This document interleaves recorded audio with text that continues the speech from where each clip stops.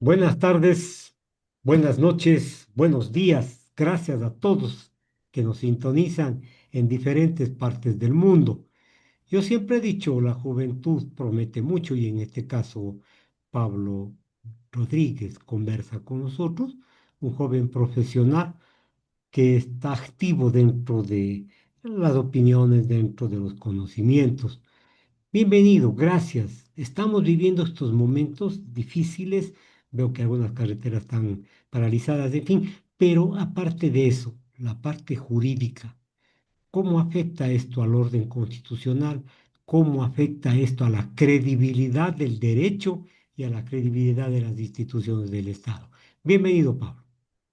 ¿Qué tal, Marco? ¿Cómo estás? Muchísimas gracias, doctor, por la invitación. Siempre es un gusto poder conversar ahora, aunque sea a más distancia de la que la anterior vez nos pudimos comunicar, pero Ya. pues nada, es un gusto. Respecto a la pregunta que me realizaba, Em, sí, o sea, algo que pasa comúnmente con los gobernantes y es que piensan mucho en la inmediatez del momento, ¿no? En el simplemente salir vencedores, tal vez incluso no tan inmediato, sino también a un mediato plazo, de poder cumplir todo aquello que quieren tomarse el Estado y arreglar todo en función de cómo ellos conciben debería ser sus gobiernos y tomarse los diferentes poderes, pero no se dan cuenta al final, o tal vez sí se dan cuenta y simplemente no les importa, que terminan arruinando toda la institucionalidad del país, ¿no? Dejan precedentes, pero nefastos para el futuro, para las futuras generaciones, que imagínense, yo siento una de las cosas que más siempre me alarma es que nunca, a pesar de todas estas cosas que estamos viviendo, que cada vez son peores, que las arremetidas contra la democracia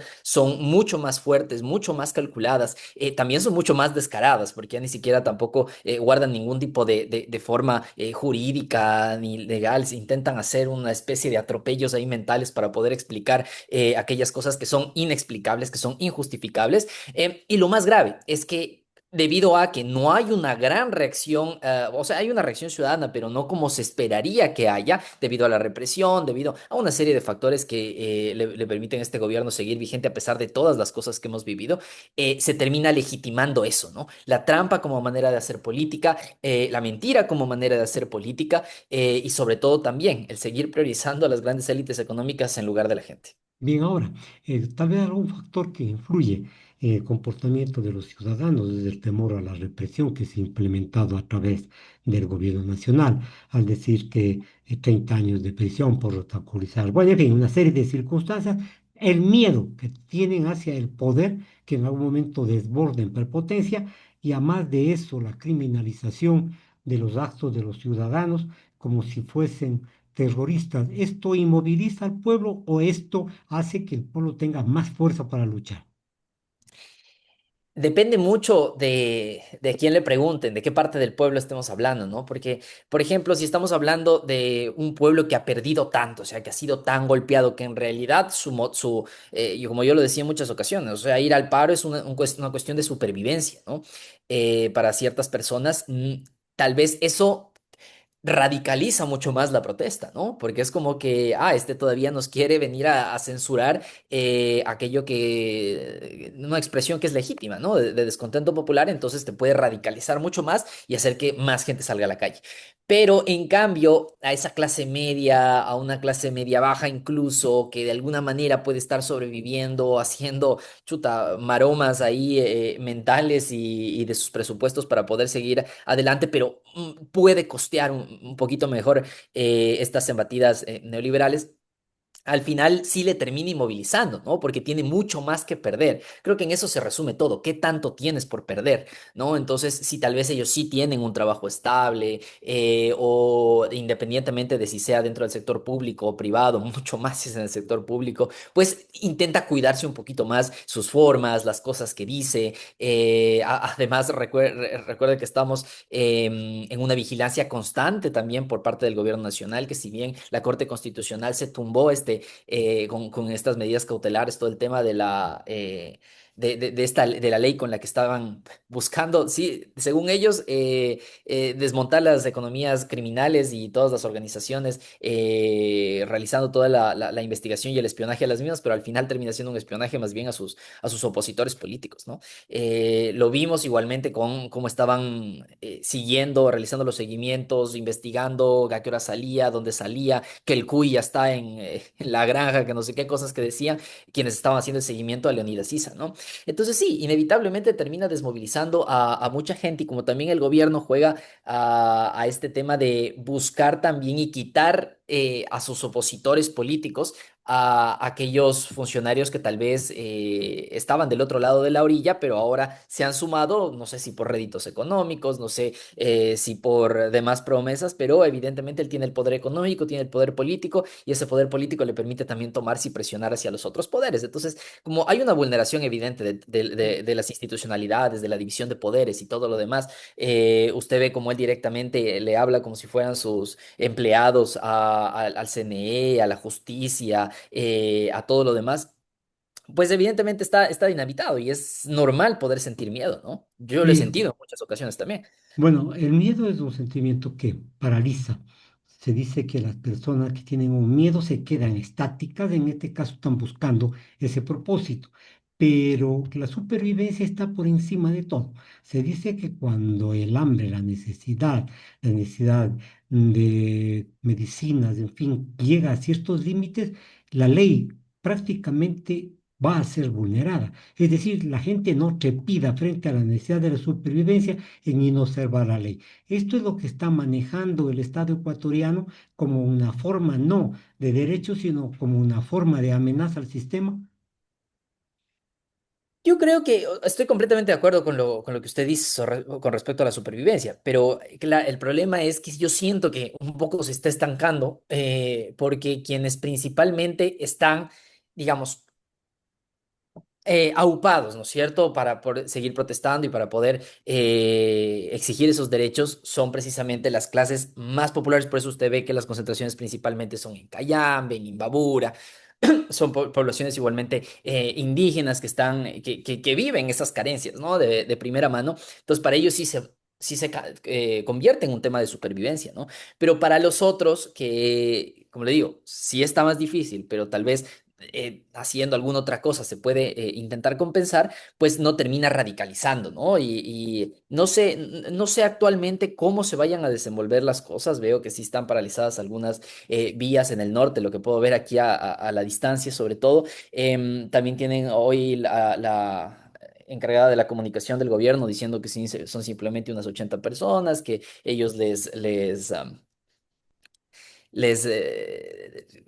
quitan el espacio muy fácil con la fuerza pública y también usted ve que el gobierno también está optando por intentar confrontar, ¿no? Está intentando marcar Ujú. cancha. Es una actitud muy diferente a la que teníamos con anteriores gobernantes, ¿no?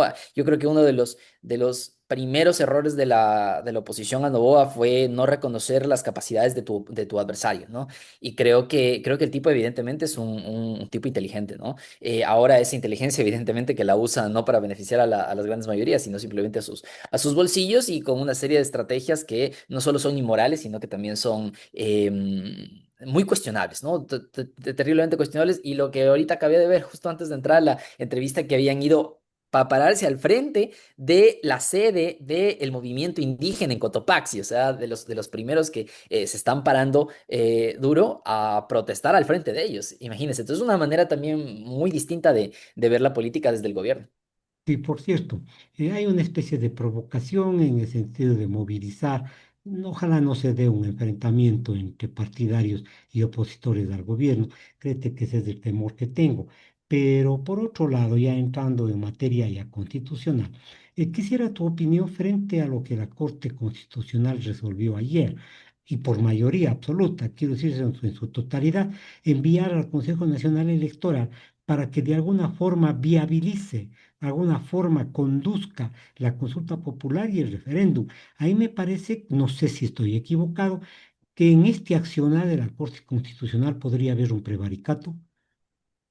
Em, Si usted se refiere a lo que publicaron ayer, no sé si ha habido una nueva autorización sobre el fondo, porque me parece que son dos tiempos, ¿no? El primer tiempo que es el decir que está correcta la vía, ¿no es cierto? Ujú, Que sí, es sí, decir, ok, sí. si usted quiere reformar estas cosas de la Constitución que está usted diciendo, sí, es verdad, necesita constituyente, es lo único que entiendo ha resuelto la Corte. O sea, le ha dicho, sí, lo que usted quiere cambiar, efectivamente necesita constituyente. Bien elegido, señor presidente, porque podía decir, ah, no, esto quiero que sea reforma parcial, no, no, esto puede ser por, no necesita ser constituyente, esto se podía hacer por simplemente referéndum, esto se podía hacer simplemente directo por decreto. Entonces, como todo lo que él plantea hacer en esos anexos son que van en función de realizar realidad, en realidad una constituyente porque alteran la estructura del Estado y todo lo demás, la Corte le ha dicho sí se puede, pero según entiendo yo, falta un segundo tiempo en el cual la Corte ya tiene que pronunciarse sobre el fondo, ¿no?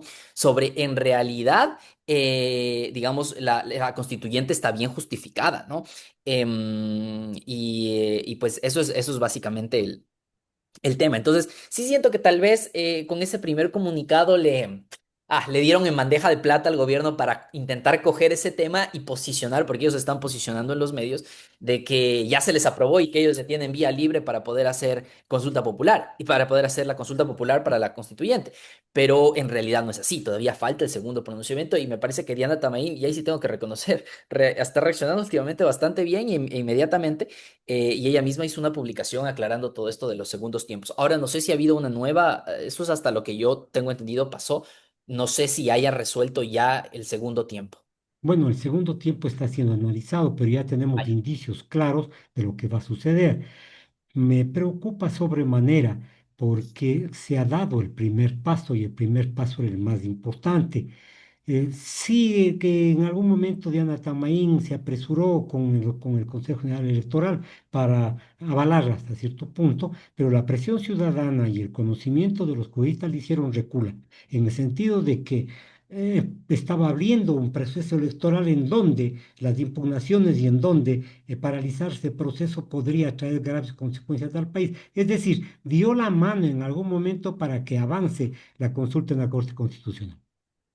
Sí, siento que también, sabe que por un lado yo quisiera celebrar cada pequeña victoria, ¿no? Porque son muy pocas las victorias que tiene la ciudadanía últimamente, entonces uno, chuta, eh, es natural querer celebrar cada pequeña victoria, pero yo las veo con muchísimo escepticismo, igual como usted, o sea, estoy inmediatamente pensando nada es coincidencia, ¿no? Algo debe tener él detrás, porque hasta ahora todo aquello que se lo ha propuesto casi que lo ha logrado, ¿no? Menos beneficiar a la gente.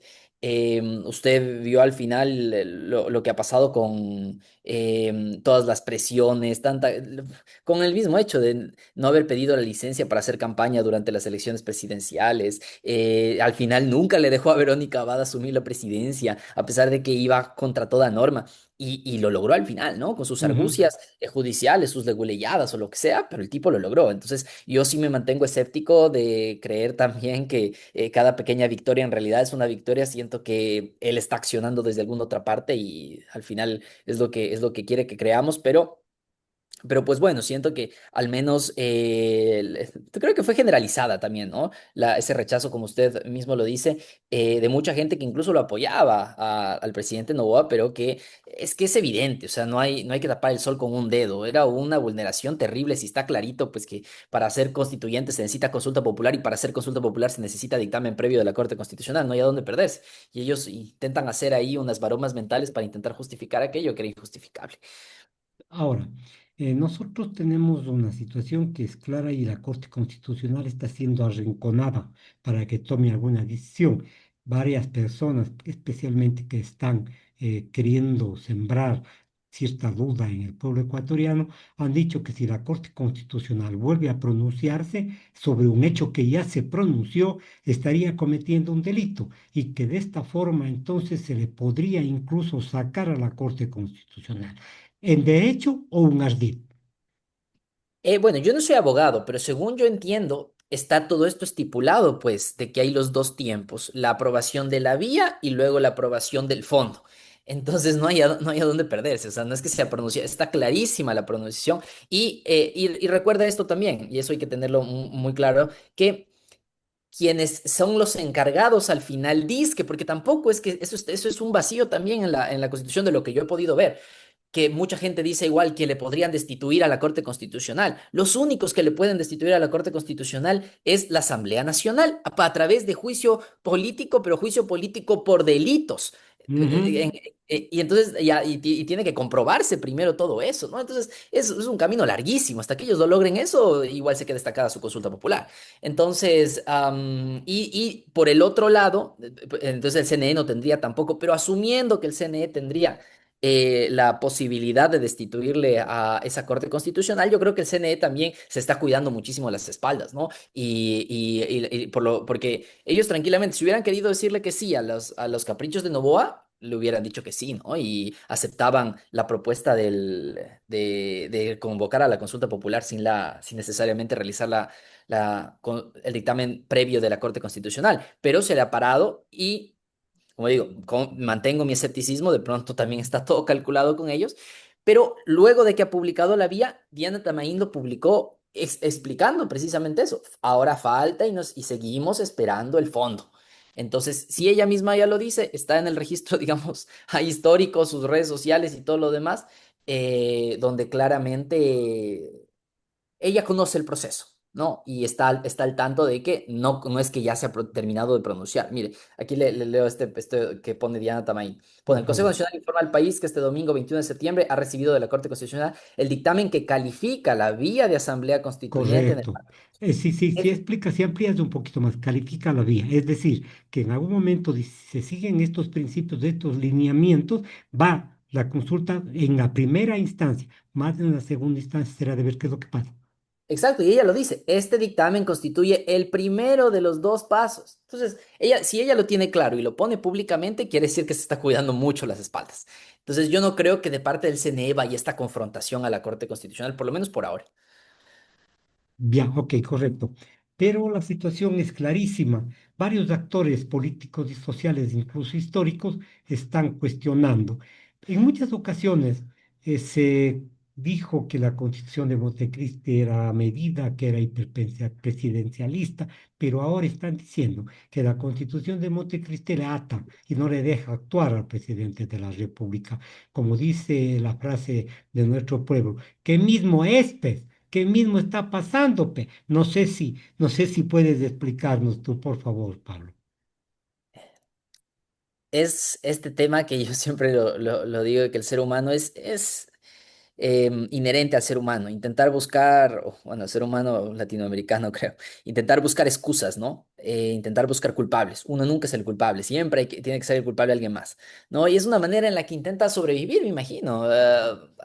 Intento darle una explicación ahí humana. Y yo siempre hago una comparación con el cuerpo humano. El cuerpo humano es completamente distinto. El cuerpo humano nunca está buscando culpables. La fisiología, la naturaleza, siempre se culpa a sí misma.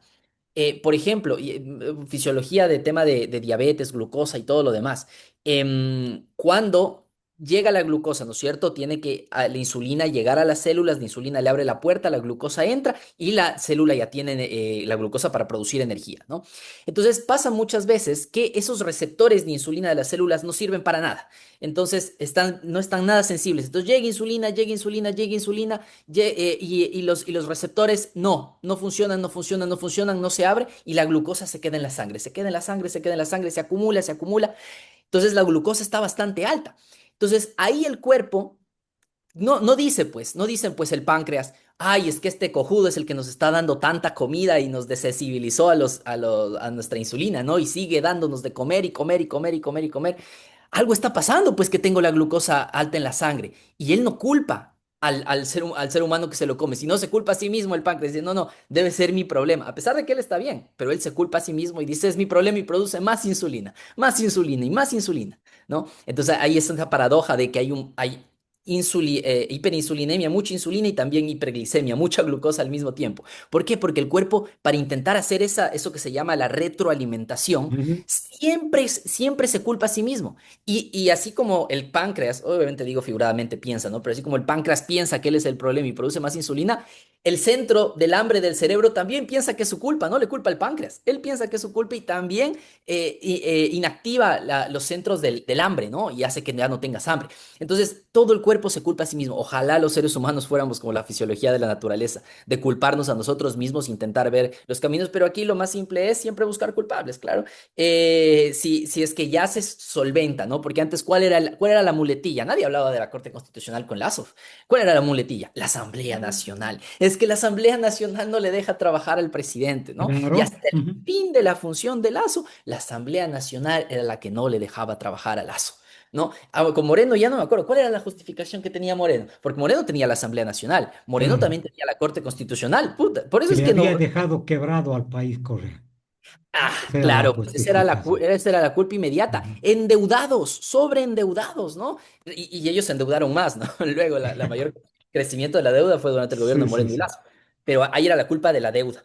Luego, luego la culpa de la asamblea, que es la que no deja gobernar.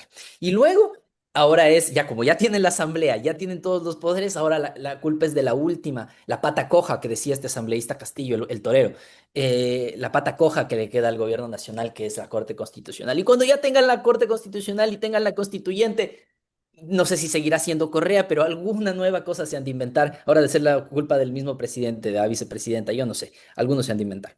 Sí, por cierto, buscan pretextos para no enfocar de forma clara y explicar al pueblo ecuatoriano. Pero yo tengo la suerte de ser amigo de algunos constitucionalistas que integraron la Corte Constitucional en algunas ocasiones. Salgado, por ejemplo, Mm. Hernán Salgado dice, por ejemplo, que es una barbaridad jurídica la decisión que ha tomado el presidente de la República. Y dice claramente, si no sabe si es mala fe o realmente es ignorancia de él y de sus asesores. ¿Crees que al principio lo que asevera mala fe será para posicionarse el grupo económico y él para realizar las obras que más crea conveniente? Las obras o los Es haceres, absoluta mejor mala dicho. fe. Es absoluta mala fe. Es absoluta mala fe. Es esta manera de intentar ganar simplemente a través de la trampa. No sé si me están escuchando todavía. Se me fue ahí No, la no te imagen. estamos escuchando. Ah, ok, perfecto. Bueno, les decía, es absoluta mala fe. Yo creo eso. Es simplemente intentar ganar a través de la trampa, ¿no? Ustedes ven igualmente cómo ha sido también la actitud de Noboa en sus negocios personales y todo lo demás. Siempre es cómo le caía a su ex esposa con todo el tema judicial encima, las no sé cuántas denuncias que tiene Goldbaum, ¿no? Intentar hostigar, intentar hacer de todas las vías, todas las posibles para poder desmoralizar al rival, ¿no? Tomarse, igual yo creo que cada paso ha sido milimétrico desde el inicio de su gobierno, por eso yo digo, creo que el peor error de la oposición era minimizar al inicio a Noboa, pensar que es el bobo, hijito de papi, no sé qué, cosas que seguramente se lo acusaba, que seguramente yo también habré repetido en alguna ocasión, pero creo que no hay nada más distinto de la realidad. El tipo es un tipo que es inteligente, muy inteligente, tiene una formación, digamos, académica, que tal vez no académica en el tema de seguir las reglas, sino académica en la manera de administrar negocios, pero también manipular la opinión de la gente, ¿no? Él juega mucho con todo eso y ustedes si se fijan, digamos, en su historial también de qué cosas ha estudiado, ¿no? Por ejemplo, estudió comunicación política en Estados Unidos, en la George Washington University, una de las mejores universidades, por cierto, en tema de comunicación política, pero no gobierno como tal, ¿sí entienden? No es un gobernar para el pueblo, sino simplemente de qué manera comunicar lo que se está haciendo, o igualmente las relaciones interpersonales o las presiones que se tienen que hacer para salir vencedor, ¿no? Para eso, para poder lograr aprobar lo que él quiere aprobar. Entonces creo que esa es la línea en la que juega y es absoluta mala fe. Está silenciado, querido Marco. Para Ahí sí. eso entonces está buscando un control político de la Corte, es decir, todas las argucias sirven para controlar a la Corte y que no haya quien le diga, oiga, señor, usted está equivocado, las cosas no son así, en derecho se hacen las cosas de esta forma, pero también eh, que está de por medio un intento de concentración por parte del Poder Ejecutivo, todas las instituciones del Estado y los poderes haciendo venia al señor presidente de la República y a sus caprichos. Sí, Absolutamente, ¿no? Usted, si nos podemos analizar cada uno de los poderes, están completamente tomados, ¿no? La Asamblea Nacional simplemente alza manos de él. Ahora se le está debilitando un poco por este tema del diésel, pero usted sabe que esos votos móviles de estos disidentes de Pachacuti, así como se van, así de fácil también vienen de nuevo, ¿no? No me refiero a todo Pachacuti en general, porque sí tienen muy buenos cuadros, pero muchos de ellos son así, ¿no? Que han traicionado su mismo proyecto y todo lo demás. Por el otro lado, por la parte judicial cada una de las ramas, ¿no? El Consejo de la Judicatura, que a mi criterio es uno de los más importantes, ahora terminan de reafirmar a Godoy, que era uno de los que más apoyaba igualmente todas las cosas que querían Novoa. El caso Pendrive, si lo recordábamos, cómo le Ujú. pasaron la Pendrive con la resolución que querían que dé la jueza Nubia sobre el tema de Verónica Abad. Y luego ya le caen encima, ¿no? Y destituyen y persiguen e intimidan a todo aquel funcionario de la parte judicial que no quiera cumplir los caprichos del presidente Noboa. ¿Qué otro poder? El poder electoral, usted vio, que simplemente con el hecho de que le hayan permitido hacer campaña sin haber pedido la licencia, es una evidencia clarísima, ¿no? Sobre las cuentas en paraísos fiscales y todo lo demás. Y adicionalmente a eso, ¿cuál más tenemos? Electoral, ya, y el Consejo de Presión Ciudadana y Control Social, que igualmente tiene su mayoría, Claro. que destituyeron igual el Tribunal Contencioso Electoral, que parece simplemente una oficinita de parte del Ejecutivo, solo que en el poder electoral, destituyó también a todos los rivales, no permitieron la inscripción de Topic también en las elecciones porque le bajaba increíblemente votos a Novoa, seguramente ni pasaba segunda vuelta si estaba Topic en la papeleta.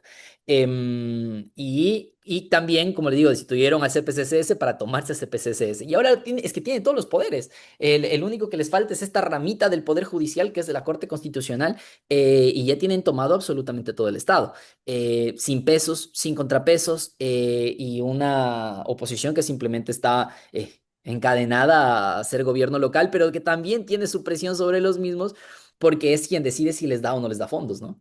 Ahora, organismos internacionales como como la Comisión Interamericana de Derechos Humanos, en fin, ha puesto en conocimiento el riesgo que corre el país, pero parece que sus asesores o los asesores del señor presidente de la República no le paran bola. Dicen, claro, que Correa en su tiempo no tomó en cuenta las insinuaciones de la corporación, en fin, pero ahora de la comisión, pero ahora sí tampoco nosotros vamos a hacer caso y nos importan los criterios que se lance. Hay advertencias de otros organismos internacionales que están pretendiendo quebrarse el orden constitucional. Es la intromisión ahora, entonces, ¿deberían ellos pronunciarse? ¿Deben pronunciarse en representación de los ciudadanos? Los organismos internacionales, evidentemente sí, ¿no? Sé que no es comisionada, mm, es- o, eh, La delegada.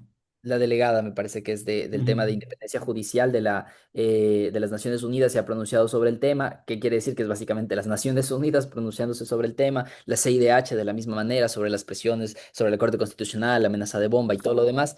Y han sido claros, ¿no? Sería buenísimo que también la OEA se pronuncie y los demás países también se puedan pronunciar, pero al final yo tal vez intento no pecar de ingenuo y ser pragmático y al final es que todas las voces internacionales terminan haciendo Ejo. em, eco, pero no significativo ruido, ¿no? Al final, usted ve, si en cosas tan graves, ¿no? Como genocidios, como muerte, como tantas cosas, se pronuncian y se requete pronuncian frente a hambrunas, frente a tantos problemas que pasan en el mundo, frente a guerras y sigue todo exactamente igual, mucho menos va a tener una incidencia, un tema de pronunciamiento sobre una vulneración a la independencia judicial. Eh, sí, eso yo creo que es básicamente. Las instituciones internacionales, si bien colaboran muchísimo con el tema de fondos internacionales, que eso es muy importante porque hay algunos fondos, por ejemplo, de vacunas, de la OMS, de las mismas Naciones Unidas para el Desarrollo, hacen inversiones locales. Creo que para eso es para aquello que se están limitando las organizaciones internacionales y sí, sirven a los países y ayudan en ese sentido, pero sus pronunciamientos poco o nada importan cuando en el cargo tienes a un autoritario que no le importa ni siquiera eh, se me va la palabra, pero Su su propia respeto imagen, ¿no? internacional, ¿no? Su respeto Ujú. internacional, no le importa, su reputación era la palabra que buscaba. O sea, Bien. Por otro lado, veo que ciertos periodistas internacionales que son vistos acá en la República del Ecuador han plegado hacia la tesis del señor Novoa. Por ejemplo, Bailey, nosotros le conocemos quién es el señor Bailey.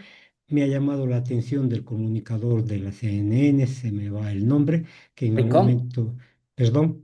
Fernando del Rincón. Pues sí, sí, están apoyando prácticamente al presidente y están diciendo que hay una alianza entre criminales y ciertos grupos que conspiran contra el gobierno ecuatoriano. Al momento desconozco, no me podría pronunciar sobre lo de Fernando del Rincón o El Bailey, porque periodista peruano Bailey, ¿sí? sí, porque no he visto esos pronunciamientos de ellos. Ahorita estoy intentando buscarle, pero no lo encuentro. Entonces no podría mencionarlo. Lo que sí, muchos periodistas locales que en verdad que ya no tienen Vergüenza. ni siquiera vergüenza, ¿no? Porque son cosas que son impensables. O sea, uno puede apoyar a un gobierno y entiendo que incluso su pauta o lo que sea, no comparto, pero entiendo por último. Pero eso no puede significar vender toda tu integridad, toda tu reputación también como periodista por un gobierno que sí, podrá durar y yo creo que sí va a durar un poquito más, bastante más, porque ya vemos su característica inherentemente autoritaria, pero algún día va a terminar, pero la reputación es así, es para toda la vida. Ok, muchas gracias, Juan Pablo. Ha sido un placer conversar contigo. Ya volveremos a dialogar. ¿En qué localidad estás ahora? Ahorita estoy en Nueva York. Estoy haciendo mi maestría en salud pública aquí en Columbia University. Muy emocionado, muy bonito. Puta, es una cosa completamente distinta, ¿no? Muy diferente. Me he dado cuenta de cuánto nos falta por avanzar como país también en tema de educación, ¿no? Si bien ha habido un montón de avances en el país, yo recuerdo igual estas becas que se daban para poder ir a estudiar en todo el mundo, ¿no? Y luego volver al país para poder aportar todo aquello que uno aprendía, que creo que es fundamental, porque en verdad es una lógica completamente distinta. Y le cuento, es muy distinto a lo que muchos piensan, porque muchos dicen, ay, el socialista en el capitalismo, que ¿por qué no te fuiste a Venezuela o te fuiste a Cuba, no? Primero que no me considero socialista, me considero un progresista, socialdemócrata, ecodesarrollista, humanista más que nada, pero creo en los estados de bienestar, pero más allá, ya asumiendo que fuera eso, es muy chistoso. Yo la otra vez estaba haciendo un TikTok Live con alguna gente, conversando un poco con algunos de mis compañeros que son de Estados Unidos, ¿no? Son ciudadanos estadounidenses y era chistoso. De los cinco que estábamos ahí, los cinco éramos de izquierda. Porque generalmente las personas que se encuentran en los posgrados dentro de las instituciones de educación superior y sobre todo las que son de bastante reconocimiento, ¿no? Ivy League como Harvard, Princeton, Yale, Columbia, todas ellas, es una postura progresista de estado de bienestar, porque al final eso es ciencia, no es ideología, ¿no? Ok. Y hay muchísima investigación al respecto. Entonces, sí, es una experiencia muy bacán, muy bonita, estoy aprendiendo un montón de cosas nuevas y nada, abriéndole la mente para luego volver seguramente al país para aplicar lo aprendido. Muchas gracias. Éxitos, que te vaya bien en tus estudios. Señoras y señores, no voy del Perfecto. aire. El día de mañana conversaremos con ustedes.